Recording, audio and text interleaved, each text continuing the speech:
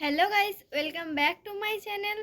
তো আজকে আমি যাব দিদির বাড়ি। আর দিদির বাড়ি কী জন্য যাব সেটা তোমরা নিশ্চয়ই জানো। তো আমি বেরিয়েও পড়েছি।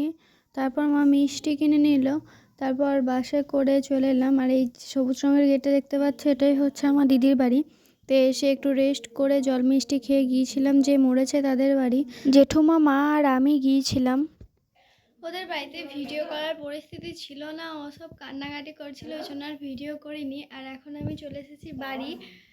তো দেখা যাক এরপর কি হয়। এখনো দিদিরা আসেনি, দিদিরা আসছে, মানে ওরা তো কলকাতায় থাকে, তো ওরা এখনো আসেনি, আমরা ওদের আগেই পৌঁছে গিয়েছি। তো ওরা আসুক, তারপর দেখা হচ্ছে। তো আমি ভাবলাম যে ওদের রুমটা আর একটু বাগানটা দেখায়। তো দেখো ওদের রুমটা খুব সুন্দর করে সাজিয়ে রেখেছে। ওর রুমটা আমার খুব ভালো লাগে, কত সুন্দর। ওরা থাকে না, তাও এত সুন্দর করে সাজিয়ে রাখে। আর এই যে আমি, আর বাগানটা ছোট কিন্তু গাছ অনেক রকম আছে। তো তারপর দিদিরা চলে আসে আর দিদিরা ঘাটে উঠে যায়, আর আমি আর মা বসে বসে গল্প করছিলাম। তারপর দিদিদের ঘাটে ওঠা হয়ে গেলে দিদিরা নতুন শাড়ি পরে যাবে, ওদের কী সব নিয়ম আছে ওগুলো করতে। আর আমি আর মা এখানে বসে বসে গল্প করছি। আর তোমাদেরকে দেখাই দিদিদের ফ্যামিলিটা কত বড়। দিদিদের ফ্যামিলিটা না অনেক বড়। এখানে যা যা লোক আছে সবগুলো। তারপরে এই পারে আছে, সব স্নান করছে, তো তাই দেখাতে পারি। তো আমি এখন বাড়ি চলে এসেছি। দিদিদের সব স্নান টান কমপ্লিট।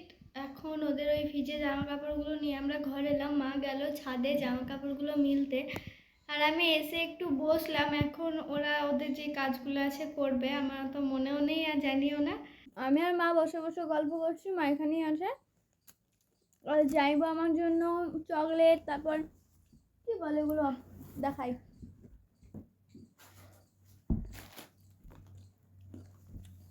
জেমস এনেছিল, কিটক্যাট এনেছে, আরও অনেক কিছু এনেছে,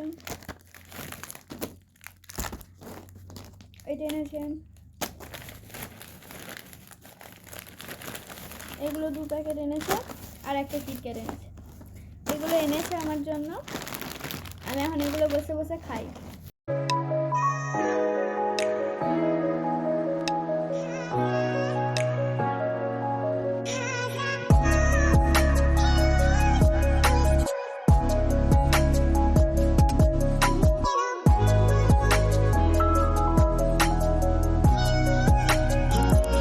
তারপর এখানে হরিনাম হচ্ছিল আর দিদিরাও যাচ্ছিল বাড়ি। তো তারপর সন্ধে হয়ে যায়, এখানে সবাই মিলে বসে গল্প করে। আর জামাইবুকে দেখো, জামাইবু দাড়ি কেটে দিয়েছে, দি কেমন লাগছে দেখতে। তো আজকের মতো এইটুকুই, টাটা সবাইকে।